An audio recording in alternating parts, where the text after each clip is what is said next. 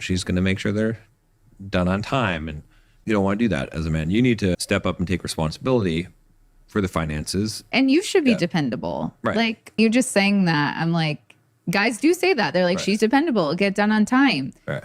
Do they never be like thinking, I should probably be dependable and be on time? Like, that's, especially if you want a traditional relationship, like that's what the leader does.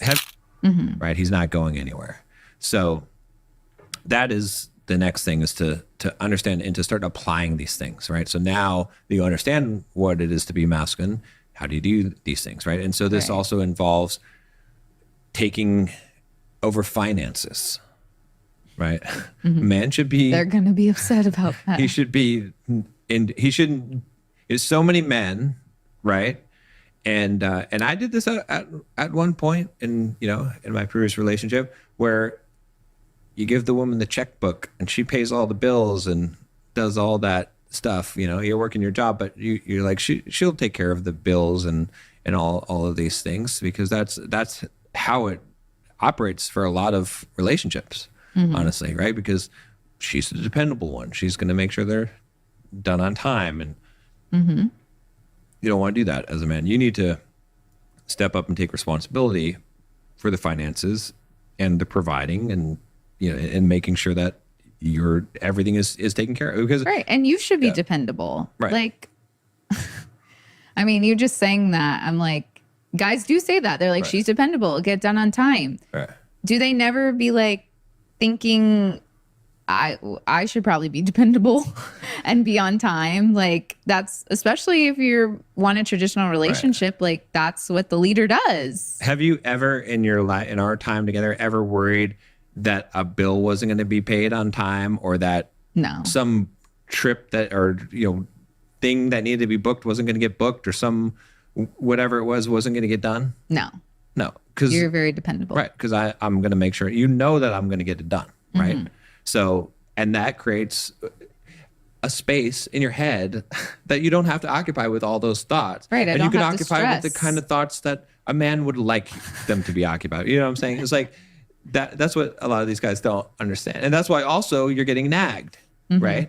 Because you're proving to not be stressed dependable. out because like, yeah, she's going to do it on time and she's going to be dependable, but that can be stressful, especially if she's paying all the bills and probably working too, because a lot of these guys want to do 50-50. That's a lot of stress on her. And I'm not saying that it means that she can act however she wants, but that's going to cause her to not be as pleasant and stress-free and be more emotional and things like that men supposedly don't want women to be.